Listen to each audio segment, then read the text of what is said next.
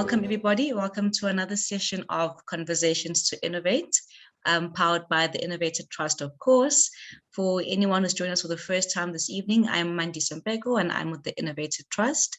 And we just run these webinars on a monthly basis to have conversations with you guys, our SMEs, and of course to empower and uplift one another.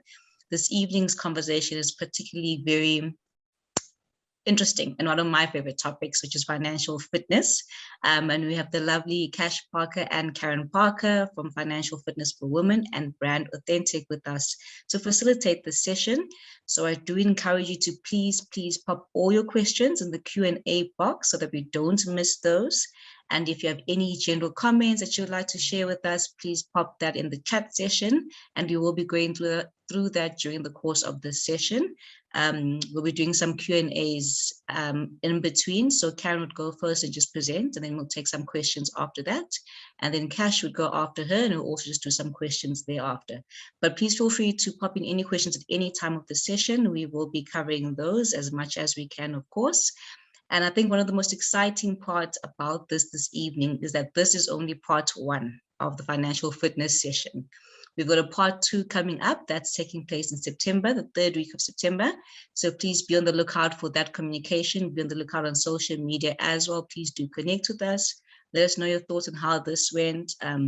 And any other topic that you'd like to have us cover, please do share that with us. In other exciting news, before I hand over to Caryn, we do have our annual Women in Tech event happening later on this year. So please do be on the lookout for communication regarding that. And Caryn, I will hand over to you to get us started with the first half of our session. Yay! Thank you so much, 𝗺𝗺𝘆𝘆𝘆. And before we get stuck in, we just want to say thank you so much to you, 𝗺𝗺𝘆𝘆 and Linda and Wade and the rest of the Innovator Trust team for having us on board. We're super excited, and to everyone joining us, thank you so much for joining us this evening. And we really hope that you find tons of value from this topic. So without any further ado, I'm going to just share my screen and I'm going to get right in. There we go. Perfect. So this evening, we're going to be getting stuck into a topic that is very close to mine and Kash's heart. And of course, it is Women's Month. Women's Month is the month of August. So we decided we'll talk about something particularly related to women. So I want you ladies to think about this for a moment. As women living in South Africa, there's a couple of things that I do want to bring to your attention and just to get you to think about this for a moment. So being Women's Month, I want you to pay attention to inequality that's happening in our country, pay gaps that are happening in our country. So I pulled up a couple of statistics from usb.ac.za. And the statistics are as follows. So the pay gap between men and women is at a staggering between 23 and 35%. Now think about that for a moment. Your average woman is getting paid less than a man by between 23 and 35%. Think about that for a second. That's a huge pay gap. Then if we look at male freelancers earn significantly more than their female counterparts. Why is that? In South Africa, around 38% of households are headed by women. And female-headed households are approximately 40% poorer than those headed by men. So think about that. I want to say that again. In South Africa, around 38% of households are headed by women. And those female-headed households are approximately 40% poorer than those headed by men. Then if we go a little bit more in depth, 48% of those female-headed households support extended family members, compared to only 23% of male-headed households doing the same. Think about that for a moment.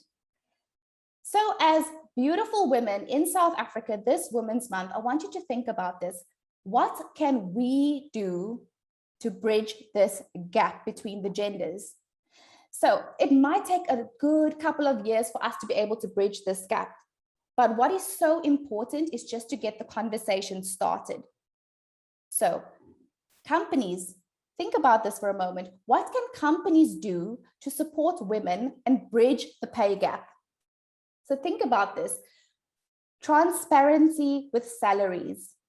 So for many people, especially in South Africa, salaries is a very taboo topic. We can't speak about salaries to our colleagues. We can't speak about salaries to someone that might be doing the exact same role as us. So transparency with salaries. If there's a discrepancy with salaries, perhaps we can talk about it. Perhaps we can go to HR if there's transparency. So many companies across the globe have started implementing pay audits and pay reports. So what does this mean? They enlist the help of an external auditor, and the external auditor audits and views pay reports to make sure that salaries and bonuses are all fair. So salaries and bonuses should never be different based solely on gender, creed, or race. So let's say, for example, a company is not complying or something looks a bit fishy in terms of salaries when it comes to men and women. So in those cases, what will actually happen with these companies when being externally audited, they will get called out, they will be given an opportunity to rectify this discrepancy. And in some cases, they will even get fined. So think about that. This is what is happening across the globe at the moment. And another thing is employees should be educated in remuneration principles and practices. So everybody is aware in terms of what is happening with salaries. And, you know, a lot of companies in terms of speaking to their employees, we so easily as companies, we do performance appraisals.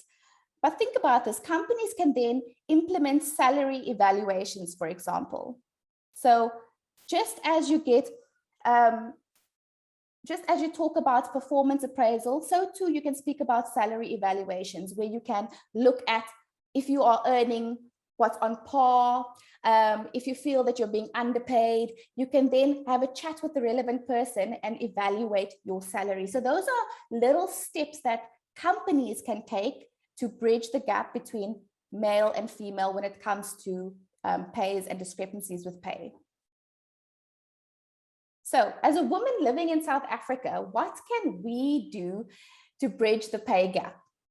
So the fact that you are here this evening and you are attending this webinar is the first step. I mean, we're starting this conversation. What can we as women do to bring about this change and, you know, bridge the pay gap? So I love the saying, be the change you hope to see in the world.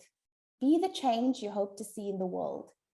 So if you are in human resources, if you are in management, if you are in a position of authority, or you are a business owner, you can implement the mentioned strategies. So be transparent about salaries, bring education to the workplace about salaries, you know, bring in those external auditors to ensure that there's fairness and that there's no discrimination based on gender.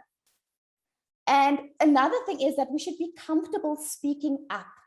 So salaries is almost a taboo topic. So if you are in human resources or you are in management, you know, let it be open. Salaries, let it be an open discussion. So once again, many countries across the globe are now implementing something called the Equal Pay Pledge. So many countries across the globe are now doing this, including France, where employees are signing an equal pay pledge that they will not be discriminated against based on race or gender. They will all be paid equally if they are doing the same job.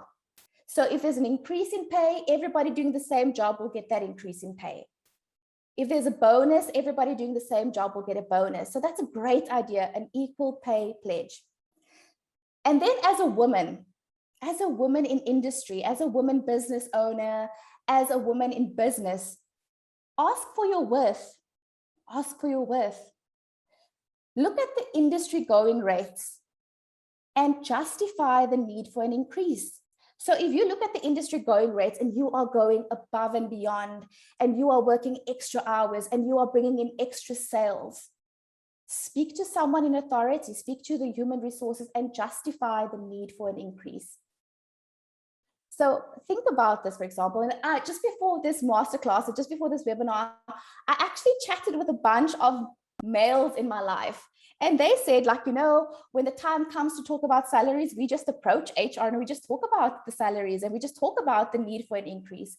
So men tend to be more forthright, while women tend to be more timid when it comes to asking for that pay raise, for that increase. And so, when we want to bridge this gap between male and female, we need to start the conversation. And it doesn't mean that you need to start the conversation with your boss tomorrow. It doesn't mean that you have to start the conversation with your colleagues tomorrow, but it means start the conversation now. Start small. So speak to your circle, speak to your friends. If you have social media, perhaps pose a question, perhaps open a poll, ask people what their feelings are. Ask people, what are their feelings about the salary? What are their feelings about this pay gap? Because the first step is to create awareness. The first step is to start the conversation. And the power as women is all in our hands. So I'm not saying tomorrow we're going to bridge the pay gap. It's going to take time, but it starts with a simple conversation. So now I want to speak particularly to the business owners and the side hustlers that are listening this evening. As a business owner, I want you to charge your worth. Charge your worth. As women, so many of us feel the need to discount or offer something for free. But I want to remind you that undercharging doesn't only affect you as the business owner or the side hustler. Undercharging affects the entire industry, So think about this for a moment. If you are a digital marketer and you consistently undercharging and you consistently giving freebies, that becomes the expectation. And when people in the same niche or in the same industry start charging the correct prices or start charging premium prices, people always have this perception, I can get it cheaper elsewhere. So think about that. When you charge your worth, you are supporting your entire industry. You're creating this expectation that small business deserve to be paid their worth. And then, ladies, I want you to know your worth. As a woman in business, as a woman working in corporate, I want you to know your worth. And a lot of times, women don't negotiate their salaries. They don't ask for a raise. And a lot of that stems from mindset. And the cool thing about this webinar tonight is that we are going to be diving in super deep with mindset, because our relationship with finances, it stems from mindset. A lot of it stems from mindset. So we're going to be diving into that topic shortly. But before we dive into that topic, I would absolutely love you to get involved. And I would love for you ladies just to pop in the comments and let me know your thoughts. Either just say a yes or a no. Have you been in corporate? Have you ever worked for less than the industry going rate? Have you ever worked in corporate and felt like I am really being underpaid for what I bring to the table? Just give me a simple yes or no. Have you ever felt that you've worked for less than you felt you were worth or what you were giving? Yeah, we see some yeses here from quite a few ladies. Fazlin, Melanie, Linda, Mariana. So quite a few yeses coming through. Yes. And so the second question for those of you, even if you are in corporate or even if you have a side hustle, business owners, I want to know, because I'm guilty of this. I'm so guilty of this. And let me tell you, it's all to do with mindset. And I'm going to dive into this a little bit later. But business owners, have you ever discounted your prices?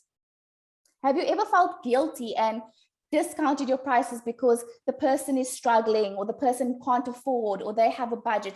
Have you ever discounted your prices? I want to hear from you, because this is something that Kash and I are so guilty of.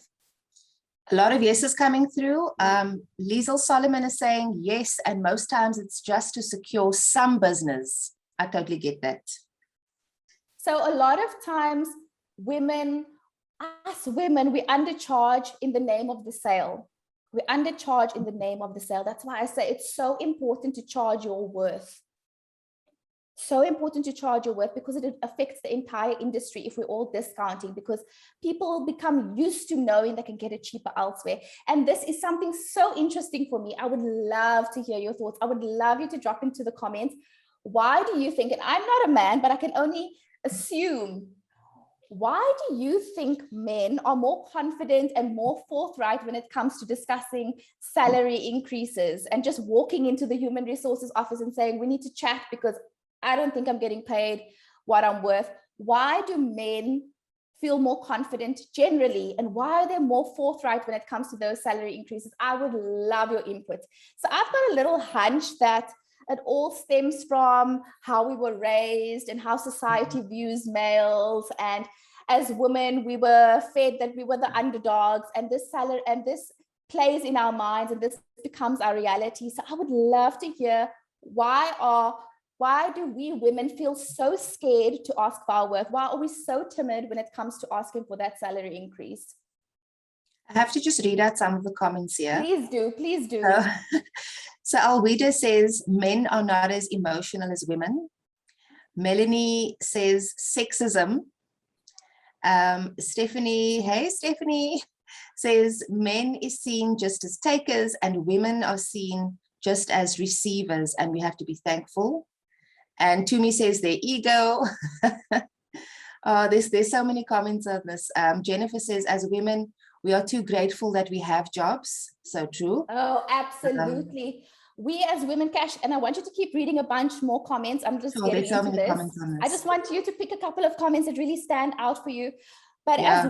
as women, we are taught to just be grateful for what we have. Just be grateful that you have a job. Just be grateful you have an income. So Kash, keep your eye on the comments and let me know what these ladies are saying, because the next question I want to ask you is, who of your ladies have ever asked for a salary increase? Who of your ladies have walked into your manager's office and said, I need a salary increase? It took me being 10 years in the corporate world to actually go to my boss and say, this is what I'm offering. This is what I'm bringing to the table. Since I've been employed, this is how much sales have increased. It took me 10 years of being in corporate for me to pluck up the courage to go to my boss and say, look, I think this is what I'm worth. And I really think we need to talk about this. So who of you, so Kash, feel free to read out some comments. Let me know who of these brave ladies have actually gone out there and asked for a salary increase. I'm so keen to hear. Okay, we haven't had anyone come through with, okay, Jennifer says, same with me when I was in corporate 12 years ago. I don't know if you mean, Jennifer, that you asked for an increase or if you were too scared to. Yeah, Johann Strauss, we have a guy in the house, says, men are allowed to take risks by their parents. Women are told what they can and cannot do by society. Oh, I love that. I love that, Johann, because as a woman, I didn't even think about that. But, you know, like, women are always like, be careful, stay safe, play safe. Whereas guys are encouraged to, you know, just go for their dreams. So we as women tend to be timid and scared when it comes to asking for our worth. So I absolutely love that comment. Kash, is there anything more you want to share before we move on?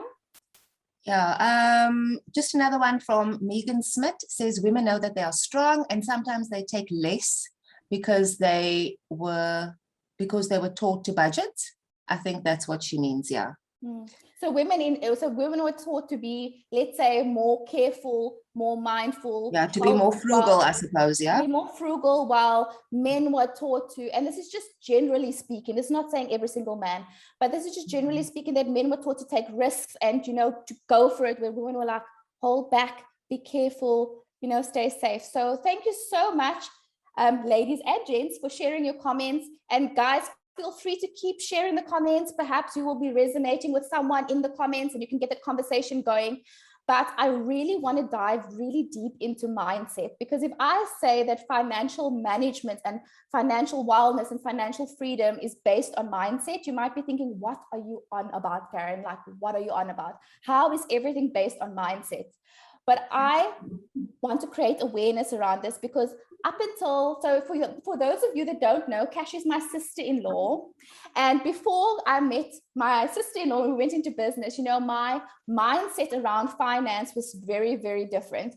And I realized that there was so much work that I had to do in terms of money and in terms of being, in terms of eliminating money guilt and money shame. So let me dive straight into money mindset, which is actually the first segment of our webinar. So you might be thinking, what is money mindset? What is money mindset? So some of you might have heard of it before. Some of you may be familiar. This might be the first time that some of you have heard about this. So money mindset is your beliefs around money. Your beliefs around money. And often your money mindset is subconscious. But believe it or not, your money mindset affects the way you earn, it affects the way you save, it affects the way you invest and or share. Think about that for a moment. Your financial habits, be it good or bad, are rooted in mindset.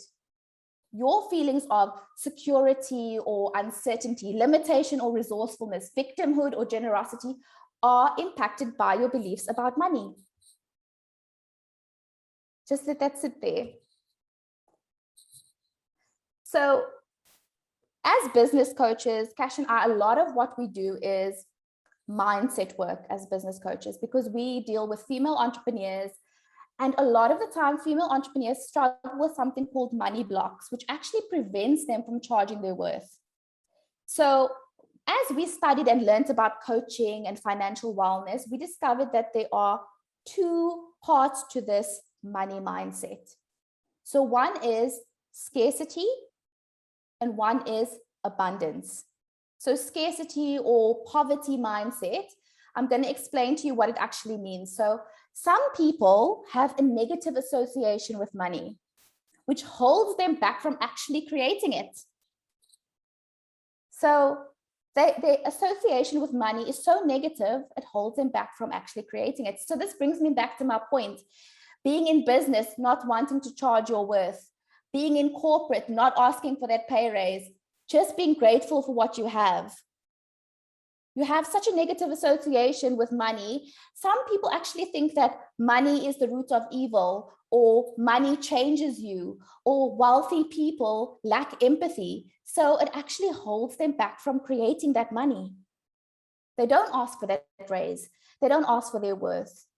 So most people, however, they don't even realize they have that resistance to money. So you might be sitting there this evening, not even realizing that you have resistance to money, because it is so normal in our society. It is so normal. How often do people talk about being wealthy and abundant in all their possessions? It's almost taboo to talk about what you have. But how often do people talk about their struggles, their financial struggles and their debt? And, you know, we hear more about struggles and we hear more about negativity related to money than we do about good and wealth and abundant. Because remember, abundance and wealth is taboo. We don't speak about that. So everyone hears the saying, like growing up, oh my word, it came out of my ears growing up. Money doesn't grow on trees. Mom and dad, money doesn't grow on trees. You can't have that, money doesn't grow on trees. Growing up, we hear people say money is the root of evil. And at an unconscious level, we actually start to believe it. We hear this negativity around money from childhood, from when our parents are talking about it. From childhood, we start to hear this negative association with money. And on an unconscious level, we actually start to believe it. Our brains are powerful. Our brains and our minds are powerful, and it starts believing all these things that we hear constantly over and over again. But because our brains are so powerful, we can change it by taking certain action, which I will get into. So question time again. I want to just have you, ladies and gents, popping in the comments. What are some of the negative things you've heard about money? Be it when you were growing up as a child, being now an adult. What are some of the negative things you have heard about money? I've heard money changes people. Money changes people. I've heard people that are basking in the dollars don't have empathy. I've heard, like, as I've mentioned before, money doesn't grow on trees. Money is the root of all evil. I want to hear, like, be it as a child, be it right now, present, what are some of the negative things you have heard about money? Just drop it in the comments. I have to read some of these out. It's so funny. Jennifer Claassen says, LOL saying to the kids, here, pick money off my back. I have heard that before. It actually reminds me of my grandparents. Stephanie Johanna says, my parents never talked about money. The only time they spoke about it was to say, I had to wait for my turn. Aisha says, money makes you funny. And Linda says, I have heard that money shows you the true character of a person. That is so true. I actually posted something about that on my Instagram the other day. Yeah, money means I'm greedy. Now I'll give it away. Absolutely. Absolutely. Money is a killer. What else is here? I was taught that you can only buy what you want until you have the cash, nothing on account. That's actually pretty good. Okay, agree to a certain extent, yes. I agree to a certain extent. So some of us, you know, because of what we heard about money, we've become savvy, and some of us have become, you know, having more scarcity, having more guilt, etc. What Stephanie said actually stands out for me. A lot of us growing up as kids, how many of us were told by our parents, you can't have it now, you have to wait. So we always felt like there's a lack. We don't have money. We always felt like we have to wait. There's not enough money in the world. So many of us have a negative association with money, that money changes people. You see their true colors when they've got money. And it's never meant sort of like in a nice way, like you see their true colors and now all of a sudden they are helping the whole world. It's like people tend to change for the worse. And you know, if you have kids or you have influence over our future generation, think about it. If you are particularly a mom or a dad and you have kids, what do you want their relationship to be with money? Do you want them to feel scarcity, like they're never going to have? Do you want them to feel guilty for having money? I would say, as a woman, and I have, at the moment I don't have kids, I have my beautiful niece, but I would want her to grow up in a world knowing that she is capable of making money. She is strong enough and capable of making money. And I just want to leave with you that you have the power to change negative generational cycles when it comes to money. You have the power to set an example, and it doesn't matter your background, your circumstances. You have the power to change that. You have the power to educate your little ones, to change the trajectory for them. So, you know, the negative things that we spoke about money, it comes so easily to us because we hear this constantly. So no wonder most of us have a negative association with money. Most of us have a scarcity mindset. But let me just jump into this quickly. So a scarcity money mindset. Now think about this. Are you resonating with this at all? Could this be you? So I'm the first one to say that for a very, very, very long time, I had a scarcity mindset. All I wanted to do is, and think about this, because scarcity can also be, I just want to save, save, save. I don't want to spend money, even if spending that money could be on something that could move your life forward or could bring an amazing return of investment. All I wanted to do was save, save, save, because underneath it all, my mind was telling me, you need to save this because this is all you're going to have. Money doesn't come easily. So a scarcity money mindset is thinking that no matter what, money is a limited resource. So something that we have to fight for. The world has a limited amount of money and we each have to fight for our own share. It's thinking that no matter what, I'm never going to get ahead. I'm never going to get ahead. Or I'm never going to be in the same playing field as others who have money. So you view yourself as, I'm here, they there, and we're not in the same playing field. I'm never going to get to that level. Being scared actually paralyzes you. So you're reluctant to invest in yourself. You're reluctant to invest in your future as the thought of spending money is just so scary.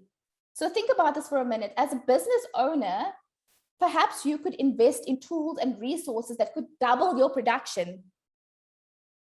But the thought of letting that money go is too scary. So you'd rather look for freebies or someone that could do it at a cheaper rate and keep your production as that will actually keep your production low, because the thought of actually investing is just too scary. You are doubtful that there will be a return on investment.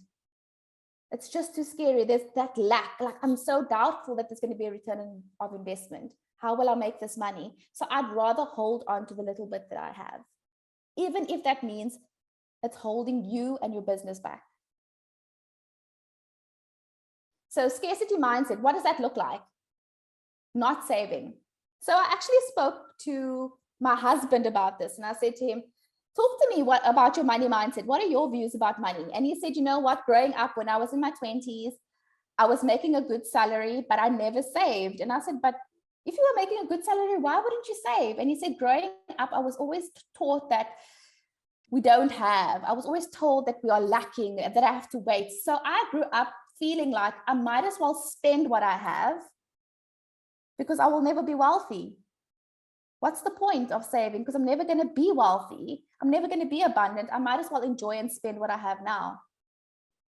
A scarcity mindset is not investing in your long-term goals, because it's less scary to just focus on now than to think about the big bad future, you know? So I'd rather focus on being happy now and spending money on things that bring me joy instantly. So instant gratification, not really focusing on that retirement annuity or that pension fund or investing for the future or saving for kids' education. So it's too scary and overwhelming to think about that. So I'll rather choose instant gratification and focus on now.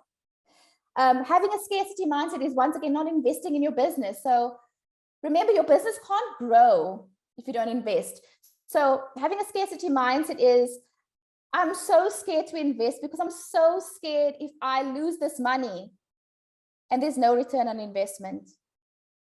So once again, let me just use that example about tools and resources. Perhaps you could buy tools and resources that could double your production, which will in turn double your income.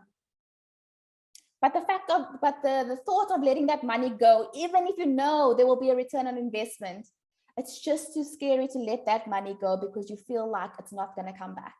And then another characteristic of a scarcity mindset is not taking charge of your business finances or even your personal finances, but particularly for our business owners and our side hustlers here this evening, it's thinking like, you know, I only have a little business, or I only have a small side hustle, not thinking that I have a big real business that will grow and become hugely profitable. It's allowing yourself to stay small, stay safe, not thinking along the lines of abundance.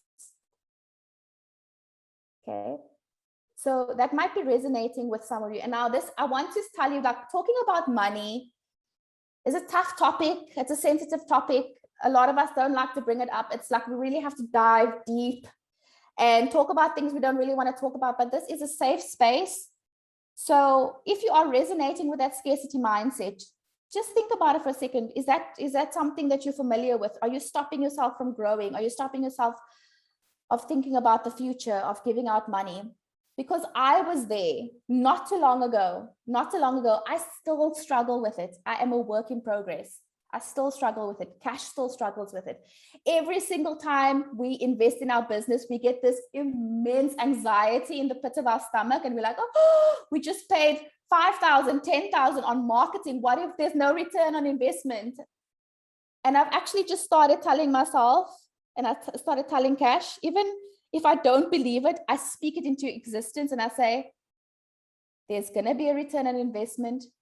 There's more where that came from. And I'm speaking that abundance into existence. So let's talk about this, the other end of the spectrum, which is the opposite, an abundant money mindset. An abundant money mindset. An abundant money mindset has got nothing to do with the amount of money you have. Nothing to do with the amount of money you have. So whether you have pennies in your pocket or you have a huge luxury private jet, you appreciate what you have. You appreciate what you have. You enjoy being generous with others. You have confidence in your ability to make and receive money. You invest in yourself and your future as you are confident that there will be a return. You are confident. You just speak in this abundance into existence. You invest in opportunities that will make your business grow as you are already visualizing a profitable, successful business. So that means paying for the marketing because you know it's going to give you a return of investment. It's going to get your business in front of more eyes. That means investing in a business coach because you know you need the help and it's going to move your business forward. That means investing in the tools and resources because you know it's going to double production. That's an abundant mindset. So quickly, an example, an abundant mindset, what does that look like? It means investing in your future, spending funds on things that will benefit your future. So thinking about that pension fund, that retirement annuity, thinking about investing in your first dream home, investing in your kids' education. So an abundant mindset is thinking about the future and thinking about the future with brightness and a bright, abundant future and knowing that you can get there. Having an abundant mindset is investing in your business, spending money on marketing, coaching, software, tools, anything that will support your business and allow it to grow and become more profitable. It's taking calculated risks. The operative word, calculated risks. So you are doing your due diligence. You're doing your due diligence. You know that if I hire this marketing company, they've got great reviews. This has been their statistics. So it's a pretty good chance that I would make money. So taking calculated risks, you know, when you have that feeling in your gut, in your bones, like I need to do this to move my business forward. It's taking that plunge and knowing that your business will make the money back. It's focusing on your business finances, wanting to see the income, the expenses, the profitability. It's being aware of what your business is doing, not turning a blind eye because it's scary. So having an abundant mindset does not mean spending carelessly. Definitely not. It does not mean spending carelessly or willy-nilly, but it means that you are making wise financial decisions and not allowing fear to hold you back from making those decisions, not allowing lack to hold you back, not allowing scarcity to hold you back. So very quickly, I just want to show you just the difference between abundant and scarcity mindset. Now, abundant and scarcity mindset trickles through to more things other than your finances. So it trickles into more areas of your life. So an abundant mindset is thinking there's more where that came from. There's more where that came from. Confidence in your abilities to make more money. So if plan A doesn't work, I've got plan B, I've got plan C, and I trust my abilities. I can do this. Scarcity mindsets is there will never be enough. So an abundant mindset thinks big and takes those calculated risks to move their life forward, to move their business forward, whereas a scarcity mindset thinks small and avoids risks at all costs. An abundant mindset is the more I give, thinking the more I give, the more I will receive. Whereas a scarcity mindset is the more I give, the more it costs. Abundant mindset, long-term focus.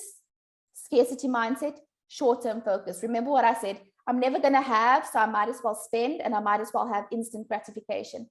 So an abundant mindset, once again, is investing in yourself, investing in your future, investing in opportunities, whereas a scarcity mindset is resisting in investing. I have to hold on to my funds at all costs. So resist investing in themselves, resist investing in their future because it's just too scary to let go of that little bit. So I want to reassure you this is a safe space, and the first step in moving forward and creating that healthy relationship with money is self-awareness. And many of us are not even aware about these mindsets and these spectrums of abundance and scarcity. So I want to ask you, just pop in the comments, what mindset do you resonate with most? Scarcity or abundance? And it can even be both, because I'm here to tell you that some days I am feeling all abundant and I'm investing in my business, but then another day would go by and I'd be like, what the actual hell did I just do? So drop in the comments. Are you resonating? Is this making sense? Scarcity, abundance, what are you resonating the most with? And this is a no judgment space. If you're saying scarcity, cool. Most of us, believe it or not, have a scarcity mindset. So a lot of people are actually saying both. There are so many comments coming through saying both. And then Natalie Olympic is saying both depending on the circumstances. So yeah, a lot of boths coming through here. Yeah. So very interested to hear that. Because a lot of it actually comes from, it's like our childhood and what we've been taught in our childhood is competing with the future and how the world is changing. The world is changing and the world is saying you can build your own business, you can invest in yourself, you have the ability. But our mindset from childhood is saying, no, stay safe, stay safe. So these two mindsets are competing with each other. But I'm telling you, when you're faced with a financial decision, remember, Caryn and Kash spoke about this. I need to be self-aware. And I need to not let fear make the decision for me. I need to not let fear make the decision for me. So how do we overcome this scarcity mindset? So the feeling that money is a limited resource and we have to fight for our share, often stems from childhood. It often stems from childhood. Most of you can resonate. Growing up, it was always, we don't have right now, you have to wait. It was always lack. When mom and dad were talking about money, how many of us can resonate with money stress? Mom and dad always stressing when it came to paying for things, not able to have certain luxuries, always hearing money doesn't grow on trees. Oh, look, do I have money growing on my back? This is all we heard in childhood. So it's no wonder that we have this mindset. So we need to undo it. And I can tell you, I've only been able to undo it by attending courses like this, by doing coaching courses, by speaking to others with a similar mindset, by being self-aware. So feelings and beliefs from childhood can either inspire money savviness or feelings of extreme lack. Let me say that again. So feelings and beliefs from childhood can either inspire money savviness or feelings of extreme lack. So me growing up, and Kash knows because my dad is her father-in-law, he is the budgeting king. He is the budgeting king. So growing up, mom and dad were always talking about policies and retirement and budgeting. And this actually helped me to become very savvy. However, mom and dad were also overly cautious when it came to money, overly cautious. The fact that Kash and I quit our corporate well-paying jobs to pursue a business was the most silly thing we could have done in my dad's eyes. So Kash and I were thinking, but we have the ability to make money. We have the skills, we have the resources. But old school thinking of dad was like, who in their right mind quits a well-paying corporate job to pursue a business? Now, I'm about to tell you this, and we don't want to brag. We don't want to talk about this like to say we're better than anyone. But just to give you that inspiration, we started our female entrepreneurship membership in March 2021. And remember, my dad and mom not really supporting me, having that scarcity mindset. How can you invest your money in a business? How do you know it's going to make money? March 2021, we are so grateful and so blessed that we broke even in March 2021. A month later, we doubled that income. Another month later, we tripled that income. Month 4, we were both making our income salaries back. Had we not chosen to go forth and have an abundant mindset, and we chose to have that lack mindset that we can't do it, investing in a business is silly. 2 women of color in South Africa investing in business and quitting their corporate jobs is silly. Had we chose to believe that and believe that negative generational cycles, we would not be where we are, presenting to you wonderful people in partnership with this amazing company. We would not be where we are at right now. So it's not to brag, but it is to say that it is possible if you choose to believe in yourself, your resourcefulness, and have an abundant mindset. So remember, it doesn't matter your circumstances, your mistakes, negative generational cycles, you have the resources. Things like this webinar right now is available to you. It's available to you. And you can utilize it and create the future of your dreams and lead by example to show and lead the way to future generations.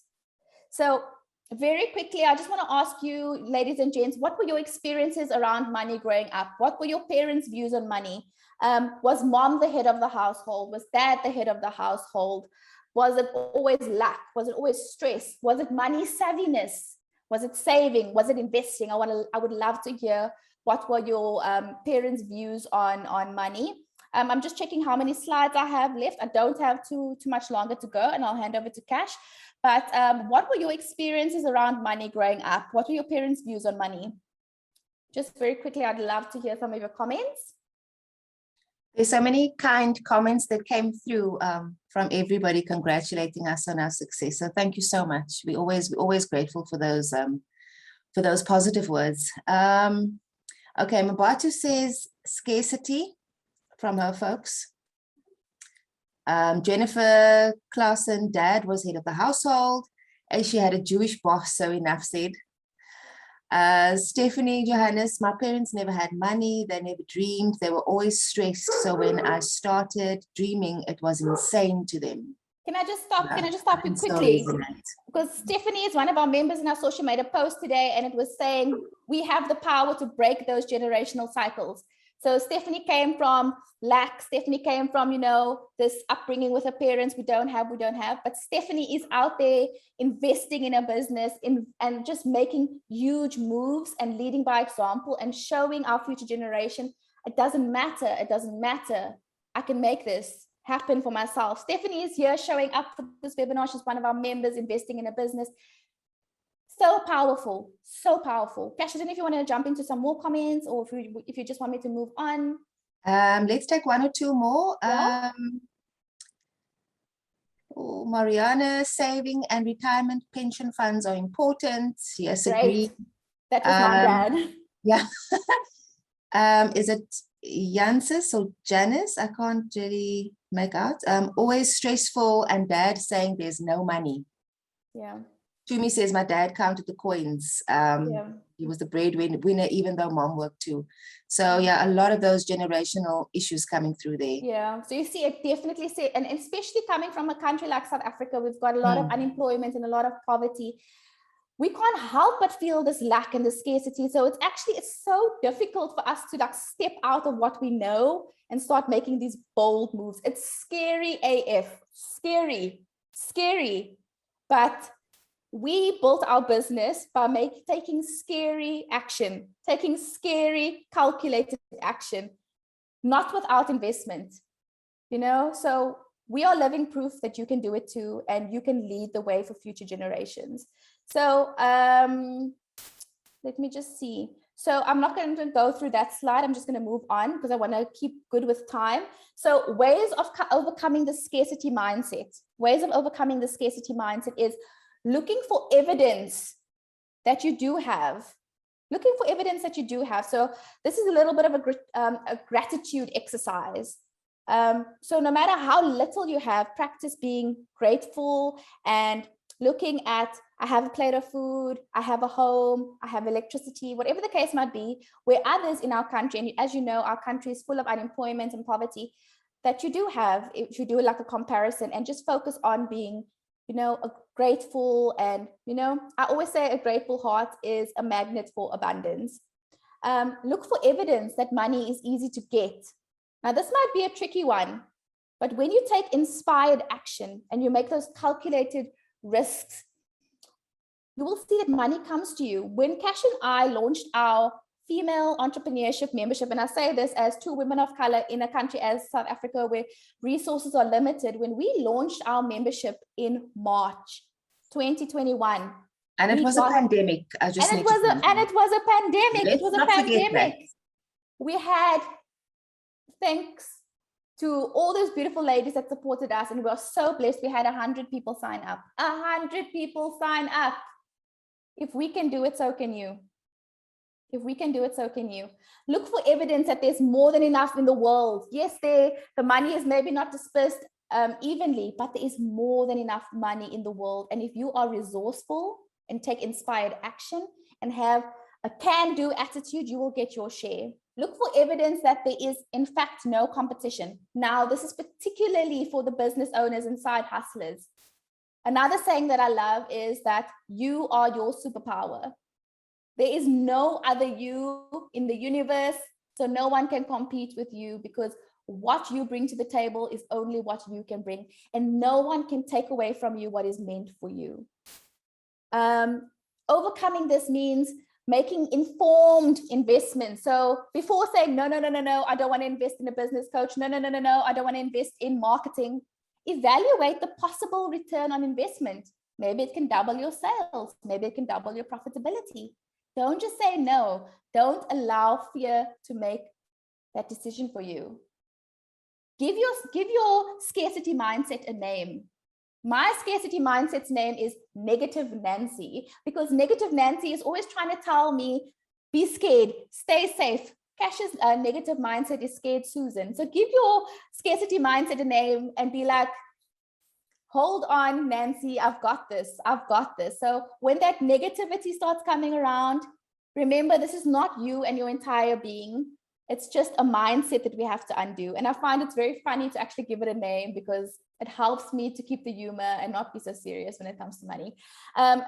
Overcoming a scarcity mindset is taking calculated risks to improve your financial standing, even if that means partnering with financial advisors that know how to manage funds and know how to manage wealth.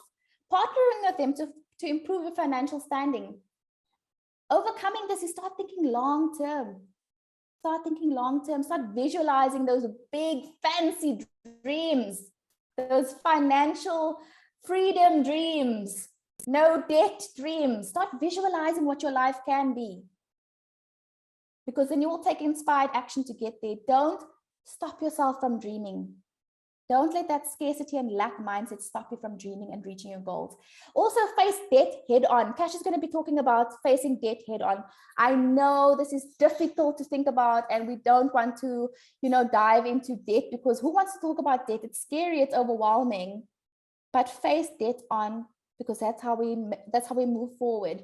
So when you move from a lack or a scarcity mindset, you move from feeling like hopeless and helpless. You move to taking inspired action, and you start setting long-term goals, and you do everything in your power to achieve it. So remember, self-awareness is key. So when Kash and I had that mindset of we are going to build a profitable business, before we left our corporate job, we started a side hustle. We saved, we invested, we did everything we needed to do to make that dream happen. So I want to leave that with you.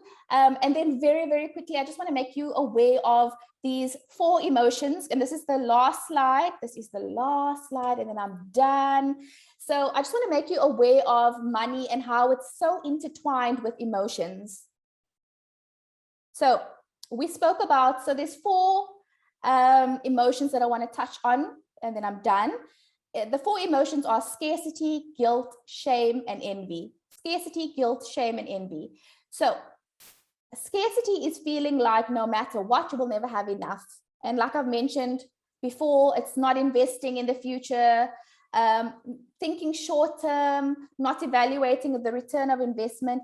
It's like your fear is clouding your judgment. So you feel stuck, you feel hopeless. You'd rather hold on to what you have than spend it, even if it means investing in your future or a retirement annuity or a pension fund. So that's a scarcity mindset. It's allowing yourself to stay stuck. It's feeling like you don't have, being paralyzed by that fear of not having. Then the second emotion is guilt. Now, guys, this is like, it's hard for me to say, but guilt is what I struggle with. I have immense guilt. So feeling guilt of having more than others, especially once again, coming from South Africa. So feeling guilt for having more than others. And it doesn't always have to be monetary. So this is where guilt comes in for asking for a raise. Who am I to ask for a raise? I'm taking away from others. Guilt for charging your worth. As a business owner or a side hustler, you feel so guilty for charging your premium prices or your regular prices because you feel bad for the person saying, I don't have. So you feel guilt. You feel like you're taking away from someone. You feel guilt for celebrating your accomplishments. When I graduated from varsity, almost no one knew about it because I felt like in South Africa, not everybody has the financial support to go to varsity. So I didn't want to celebrate because I felt guilty that I had the opportunity and others don't. And always you feel like you're taking away from others, or you're taking away from others that are not in a similar position as you. So I don't know if anybody else can feel with can resonate with having money guilt, like not wanting to charge your worth, not wanting to take away from others, not wanting to ask for a raise, not wanting to share your accomplishments. You maybe you bought a house, maybe you bought a car, maybe your investment done really well, maybe your business is so profitable. Guys, when I spoke about our business being profitable, I literally felt so bad because I'm like, oh, people are going to think I'm bragging. People are going to think I'm bragging, and I'm really not. And so I feel immense guilt when it comes to money. The third emotion is feeling shame. I think a lot of people can resonate with this, feeling shame for not making better financial decisions. So feeling embarrassed to face the situation. So I'd rather just avoid it. I don't want to think about it because I'm just overcome with shame. So maybe I haven't invested enough for retirement. I haven't saved enough for my children's education. I wasn't able to manage my debt. I just don't want to talk about this. This is so embarrassing. So feeling that immense shame, and that paralyzes you from taking action. And the last thing I want to talk about is envy, the emotion envy. So feeling envious of what others have, comparing your financial circumstances to others that perhaps have a bit more, and not feeling good about it, feeling a negative association with that, with others that have. So remember, scarcity, guilt, shame, and envy. I am now finished with my section, but before I end off, I just want to ask you, ladies and gents, what emotions do you resonate with most? What emotions do you resonate with most? And for some of you, it might be 2 or 3. For me, it is scarcity and money guilt. So I feel like sometimes I feel like, who am I to pay all this money? What if it never comes back to me? Why am I even investing in my future? I'm not going to be wealthy one day. And then also I feel immense guilt for having a roof over my head where others don't have, or I feel guilty for charging in business where I feel like I'm taking away from others. So what emotions do you resonate most with? And I would just love to hear from you, and then we will hand over to Kash. Every single comment that came through now says guilt.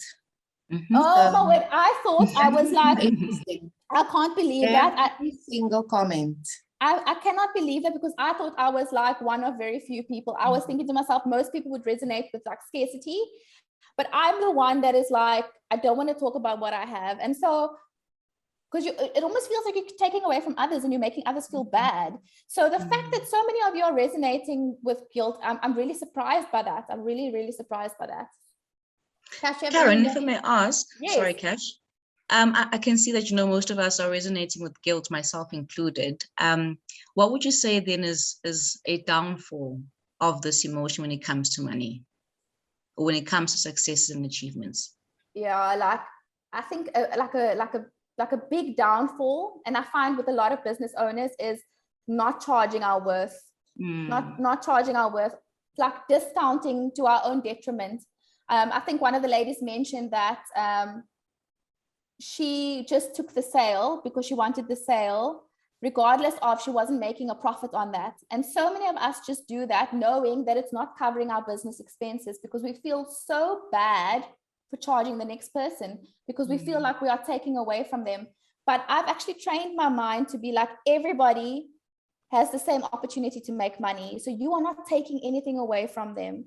But I think so many people undercharge, and also guilt for having it comes in with not wanting to ask for that pay raise, because do I deserve it? I already have enough. I already have a home. I already have a car.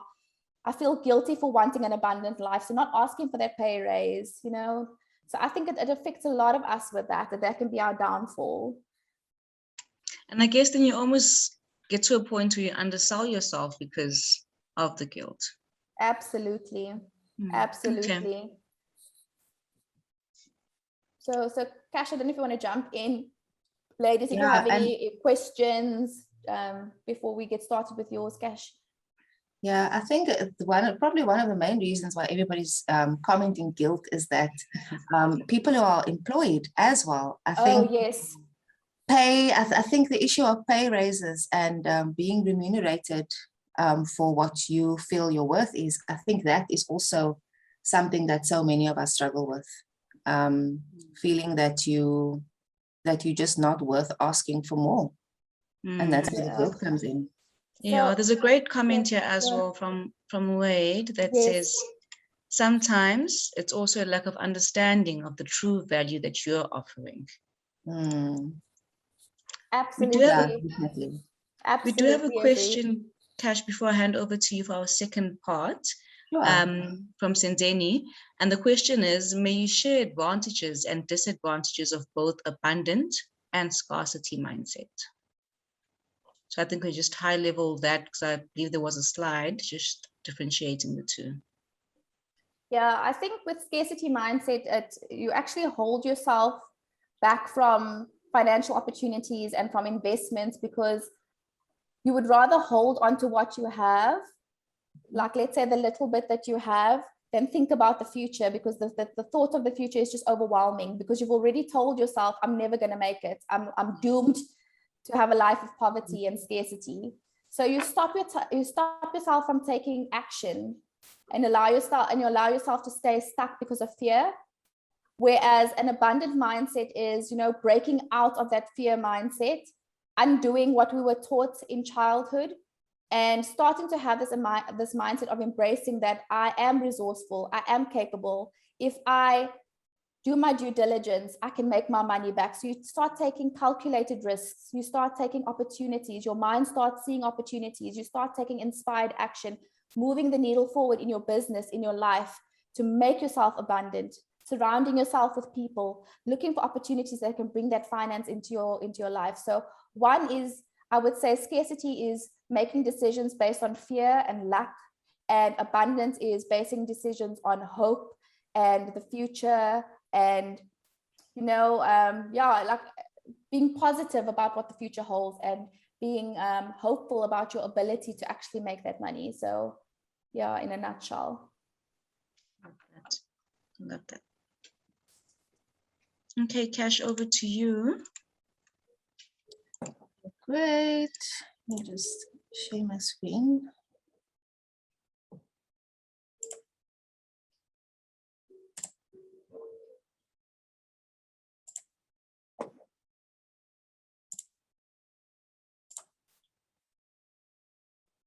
Okay. Okay, cool. Now that we are all feeling inspired and we have a better understanding of money and mindset and all of those things, hopefully it's put you in the position where you can start feeling more comfortable with facing debt and having the whole conversation about it and budgeting. I think that everybody has a budget of some form, whether it's whether it's in the form of an Excel spreadsheet, or if you're more of a notebook kind of girl. I think at some point, we all have to start somewhere. And of course, basic budgeting and personal finance is unfortunately not taught at a grassroots level, although I strongly believe that it should be. And therefore, so many adults make wrong financial decisions when they start working, or when they do come into a little bit of money, because they haven't had the financial education. But it's never too late. We can all learn, and that's why it's important to understand the mechanics behind budgeting and around debt, what to look out for, what is good debt, what is bad debt, and how to manage it responsibly. And then, of course, with budgeting, to find a method that makes sense to you and that keeps you motivated. I think that is one of the strongest points, is that you have to choose something that works for you and that's going to make sure that you stay on that wagon. And then just on a personal level, I used to absolutely hate budgeting. I had ostrich syndrome. I used to avoid it. I used to let my debts run away with me and just think, well, if I don't deal with it, it's going to go away, right? And then, of course, it just gets worse. So now it's something that I actually find exciting, and it's something that I look forward to every month. And it's almost as if I make a little date with myself, where I sit down with a cup of coffee and I actually just tackle what needs to be tackled for that month. And it's also a chance to reevaluate my goals. And every month is a chance to do better. So I do want people to start thinking about budgeting as an exciting activity rather than a must-do. So I'm going to be covering 4 main topics in this section. And the first one is good debt versus bad debt. What are the significant differences between the two? And then, obviously, because it's Women's Month, being a financially independent woman in South Africa. The third one is something that I've become very passionate about and that I discovered when I was trying to get myself out of debt, and that is the debt snowball method by a gentleman called Dave Ramsey. You may or may not have heard of him. And then the last one is more of a practical exercise, and it's called the zero-based budget. And that is something that I use as well, and I'm just going to show you how that works. So debt, in a nutshell, consists of good and bad debt. And if you think about it, in South Africa, South Africans have a spend culture. We don't save nearly as much as we should. And so it's also become so easy for people to take on new debt, whether it's personal loans. You get these phone calls from people. You can just do it online. You don't even need to send through any documentation, which is super scary. So, I mean, it's so easy just to take on and not really think of the repercussions. So before you take on any kind of debt, always stop and think. Number one, the main question is it going to help me meet my financial goals? Or is it going to make things more difficult for me to accomplish? And so, for example, you can take advantage of a credit card's reward program. I'm a lover of eBucks, shout out to F&B, and the interest-free period. And that is the way a credit card should be used, you know, in an ideal world. Or you can max out the entire limit with impulse spending, and you can end up paying high interest and end up paying that credit card off as a loan. And that is something that you definitely don't want to do. Another thing is example of a financial decision that can benefit you in the long run and make you accomplish your goals and get your goals a lot quicker, or in a good way, is buying a house. So you've consciously thought about buying a house, you've saved up a good chunky deposit, and that house is eventually going to become your asset. So very important just to think and not just impulsively take out debt. So also, just because it falls into the good category, we still have to be mindful about the decisions that we make when signing up for so-called good debt. For example, a home loan. You have to always think how much you can afford. Many times you go to home loan originators and they do a calculation and they say, oh, Mr. and Mrs. So-and-so, you qualify for X amount. And you immediately think to yourself, okay, well, I'm going to go out and I'm going to buy a house to this value. Not thinking, can I afford it? Will I be able to afford the homeowner's insurance? Will I be able to afford the upkeep of the property? All of those things, utilities that go along with it. So I want you to, if you are thinking about buying a home, think about your monthly repayment not being more than 30% of your gross monthly income. So you need to do that calculation. Don't leave it upon the home or the bond originators or your banks. You need to sit down and do the exercise, whether you're buying the property in your own capacity or with your spouse. And always try and contribute a good deposit. I know that for first-time buyers, you want to do 100% bond just because it's easier on the pocket and you haven't really had time to save up much. But I can tell you from a banking perspective, the lower your loan to value ratio, the better interest rate you're going to get from your bank. So that generally means the bigger your deposit against the value of your home, the bank is going to look at that favorably and they will then reward you with a better interest rate. So it is worth it just to take a little bit of time to save up a sizable deposit. Then with car finance, this can fall in the good or bad category depending on how you look at it. Always, number one, buy a car that you can afford. I never look at a car as an investment. It's a depreciating asset, which means that it loses value over time. So for me, a car is something, you know, that you drive to get to point A to point B. People view cars in many different lights. For some, it's a status symbol. For other people, like I said, it's just a vehicle. Caryn, I'm watching you. So rule of thumb is to have your car repayment not be more than 15% of your gross monthly income. And then again, also to try have a deposit of between 10 and 20%. Banks usually look at a deposit of 10%, but again, the more you have to put down, the better for your installment and for the interest that you pay. And then we all know about those lovely residual payments or balloon payments, they're also called.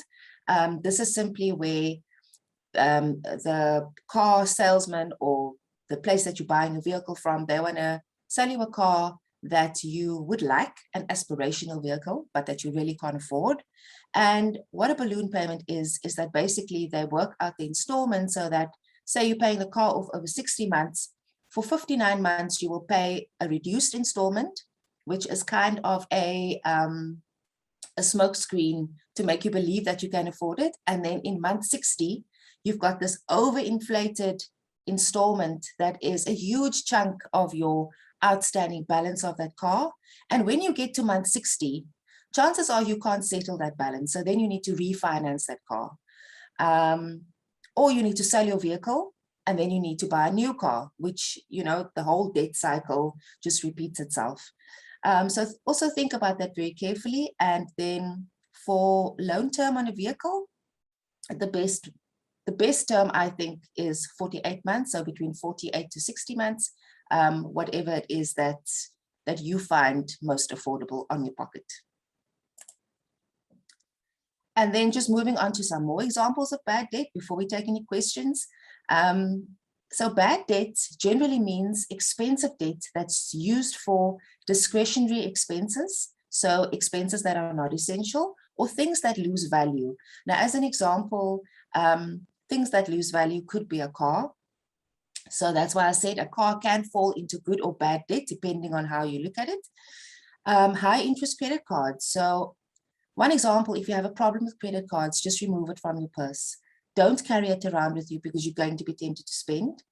And if you want to get out of your credit card debt a lot faster, pay back more than the minimum monthly installment. So even though you get a statement every month that specifies X amount, which is normally 5% of your credit card bill, pay back more than you can. Even if it's a 50 Rand or 100 Rand more, you're going to be killing down that interest a lot quicker. And it's just going to be easier to get rid of that monkey on your back. And then, of course, once it's paid down, close it down. Don't leave it open thinking that, oh, it's there, I'm not going to use it. You will be tempted, I promise you. So close it down, call the bank and tell them that you no longer want it. Personal loans are a very dangerous situation for a lot of people in South Africa because the interest rates are ridiculous on personal loans. You're looking at anything of up to 28%, which is insane. So personal loans for discretionary things like holidays or new clothes is quite irresponsible. I don't want to make anybody feel bad, but it is what it is. So taking out a personal loan for a holiday is not a necessity. Buying new clothes is not a necessity. And it's also something that is going to be over and done within a short space of time. And then you're stuck with this loan for a period of 60 to 72 months, whatever the case may be. So always think about that. Short-term gratification on personal loans is never a good thing. And then to get rid of personal loans, again, pay in extra if you can. And just a reminder that it won't change your installment, but you will be saving interest in the long term. And if possible, if you're really, really in a tight spot and you don't have much disposable income left at the end of the month, try and refinance it to a lower interest rate with another financial institution if possible, or phone up your bank and see if they will be able to renegotiate the interest rate for you. And then in the same breath with refinancing, be very careful of debt consolidation, because that can also put you in a much worse position than you were previously. So you have to be very, very careful about that.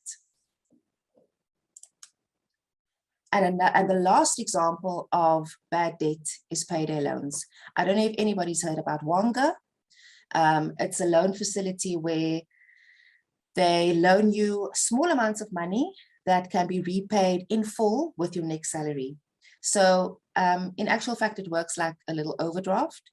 So unless you can repay that money in full at the end of that 30-day period or 40-day period, however long, you're then going to be stuck in that continuous cycle where you have to keep on taking that loan amount to cover the amount that you owe. So this situation can turn toxic very, very quickly. And in a situation like that, consider borrowing from a family member or close friend if it's an emergency. I think this is one of the situations where you need to put your pride in your pocket, as opposed to getting into that sticky situation of payday loans. And also then think of ways to generate a second income, like baking, online course, selling an item that you no longer need. Whatever skills that you have, see how you can monetize that. And also bear in mind, guys, that all of this information is applicable to entrepreneurs and to self-employed individuals, because we all have to look at our personal finance in any case.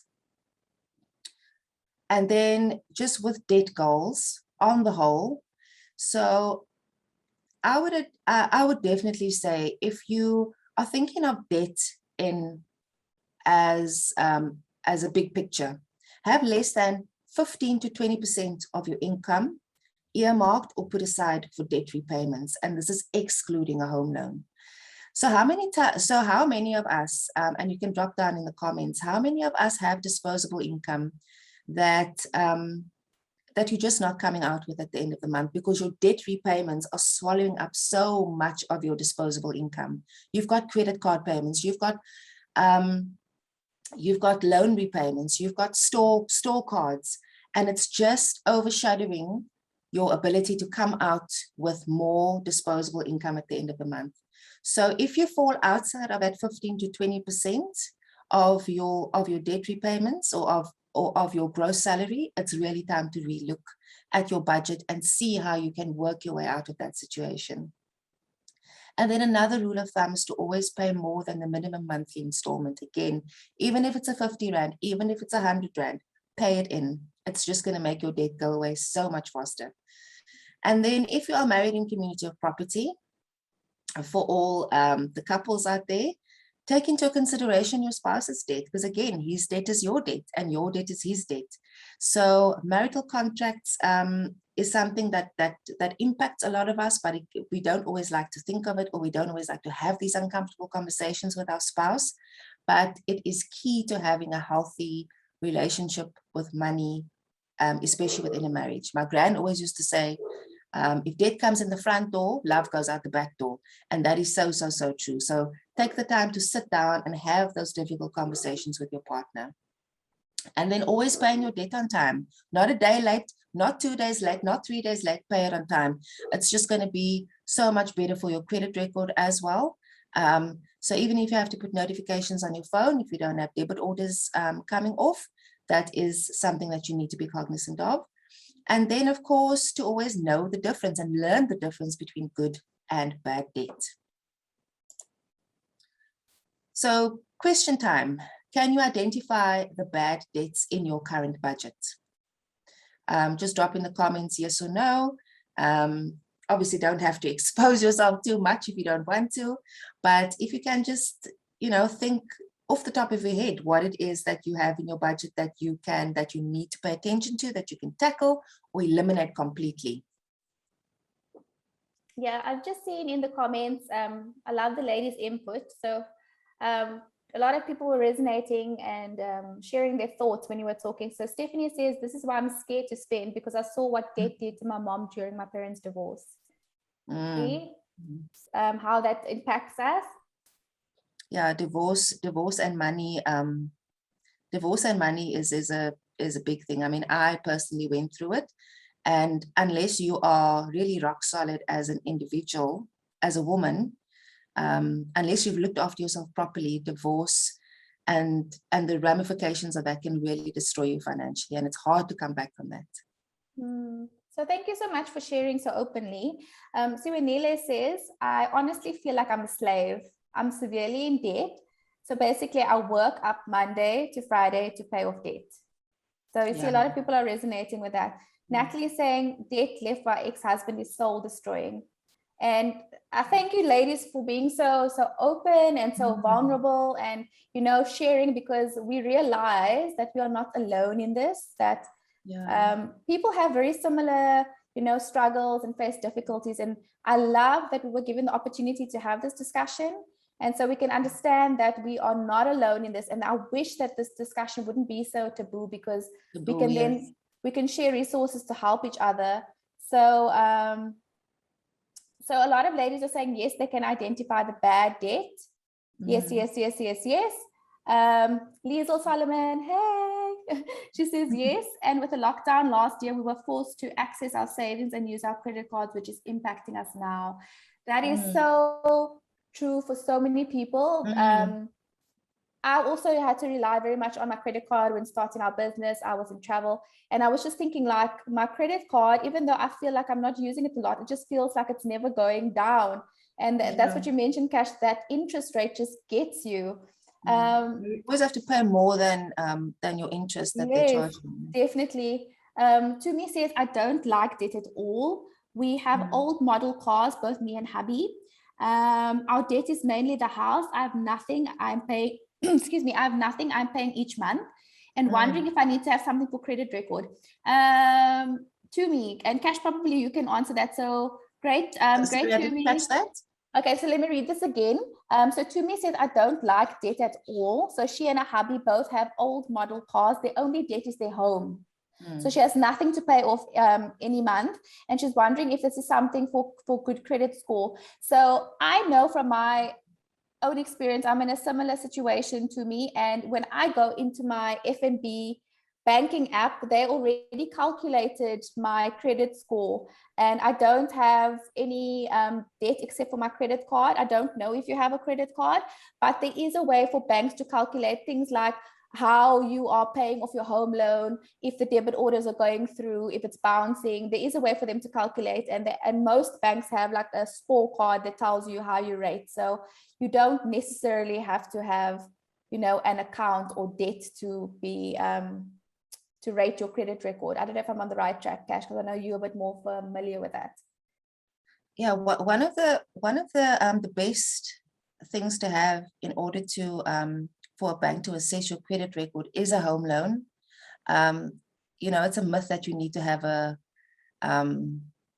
store account or a clothing account or something like that. If you have a home loan and a cell phone account, for example, that's more than enough for financial institutions to keep track of your credit record, because inevitably you will have debit orders running off there, and that will be a display of your credit behavior and of your spending behavior.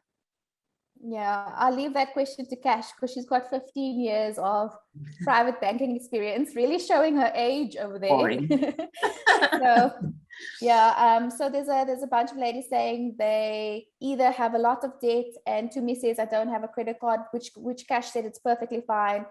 Banks can calculate with your home loan how well you're paying that off. So they will definitely be able to assess. So that's the feedback I've got from some of the ladies. Ziyanda, I don't know if you have time quickly, Kash, to just answer. She just wants to know, let's do one more. What is a good way of having a good credit score, generally speaking? Yeah. What is a good way of having a good credit score? We're actually gonna do a full session on that in our next webinar.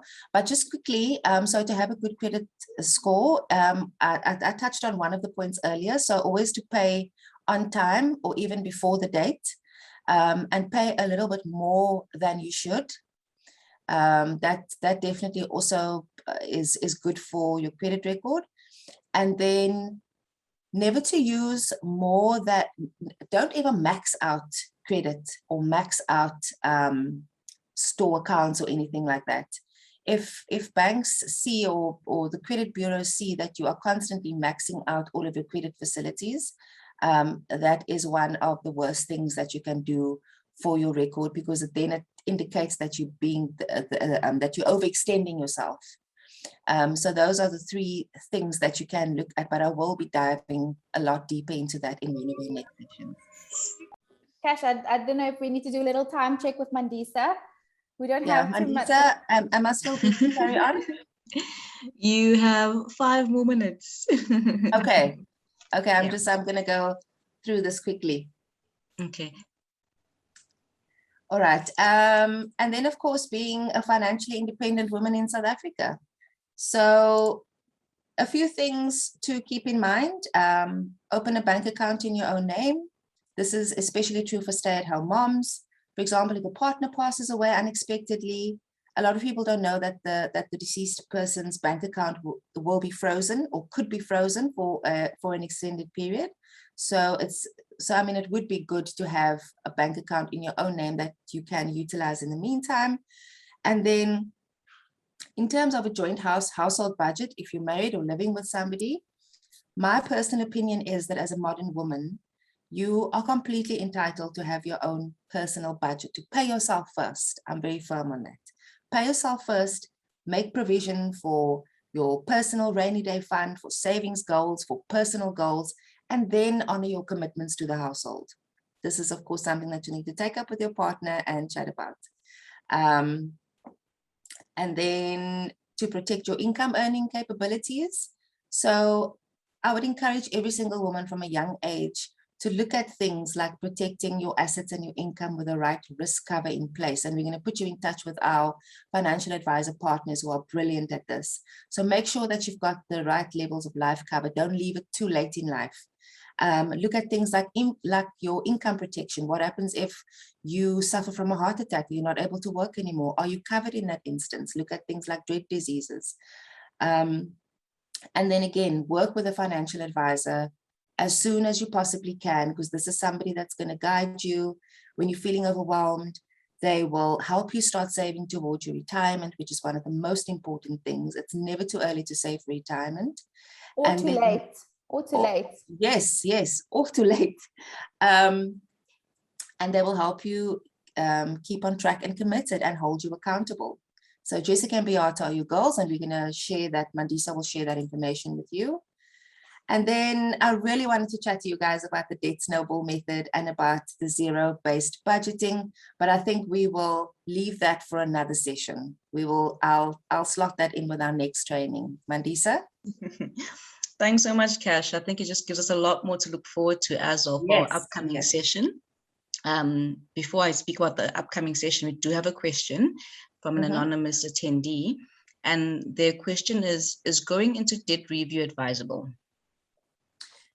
So debt review, or also known as debt counseling, it can help people who are at a complete loss when it comes to their finances, and they are absolutely drowning in debt, and they have got nothing left at the end of the month to cover their living expenses. But again, to be completely mindful of these people who claim to be debt consolidation experts and debt counseling experts, because they will come at people who are already desperate with high fees. They're not registered, with the National Credit Bureau, with the credit regulator. So just to be careful of the sharks out there who are looking to take advantage of people who are desperate. Do your due diligence and do your research on the companies that you are going to approach. But the good thing about debt review is that once you have that court order in place, that your creditors can't attach your assets, that they can't hound you anymore with phone calls and threaten you with legal action, because then you are then made to pay back a certain amount in relation to what you earn, and the courts will then make sure that you have money left over to live and to still survive, if that makes sense. Awesome. Thank you for that, Kash. I think also just for all our lovely attendees that are in attendance this evening, because we love you at the Innovator Trust, we will be packaging these sessions for you and circulating that. And like we mentioned, sorry, Kash? No, I said it's amazing that they actually get access to the information. Yeah. We'll definitely provide you guys with access to these sessions are recorded. And again, this is just part one of it. There is a second session that will tie quite nicely into this, so don't miss it. Be on the lookout for that communication, and be sure to do follow us on social media platforms and the Financial Fitness for Women team as well. They are Financial Fitness for Women on their platforms and Brand Authentic _ZA. Caryn, if I'm not mistaken? That's right. Yes. Correct. Yeah. So please do keep yourself in the loop. We will also be communicating with you with regards to next dates, how to RSVP, do invite your friends, start sending us your questions if you have anything specific that you'd like us to cover. And once again, we do have a Women in Tech event coming up this year, but we will be communicating that with you soon. So be on the lookout. Caryn and Kash, thank you very much. You ladies were absolutely amazing. This was insightful. Absolute pleasure, Mandisa. Thank you. I've got a short to-do list that needs to just action after this regarding my finances. So thank you very much for that. It was really, really relatable and very insightful. I think helpful as well for everyone that attended this evening. So we'll be sure to spread the word for the next session to make sure that we get as many people to join us. We really don't want to miss these type of sessions. So thank you very much for that from all of us at Innovator, and to our attendees as well. Thank you so much for the engagements throughout the session and your questions. Please please keep sending those through to us. You guys do have our email addresses. They'll send them through even after this session, and we'll see how to best answer that. And before I say goodnight, I see we have one more question. Okay, it's from Fazlin, and they want to know, how does one access the sisterhood group and cost involved for coaching sessions? So I think, Fazlin, we will be in contact with you very soon. Yes, we'll be in contact with you very soon. You can just leave an email address and we will definitely contact her. Okay, so please do leave your email address as well, but you also may just hear from us if you're not able to leave your email address on here. Yes. So from all of us, thank you very much, ladies, and have a beautiful evening, and we'll chat again soon. Thank you so much. Thanks, everybody. Thank you. Bye-bye, guys. Bye. Okay, bye.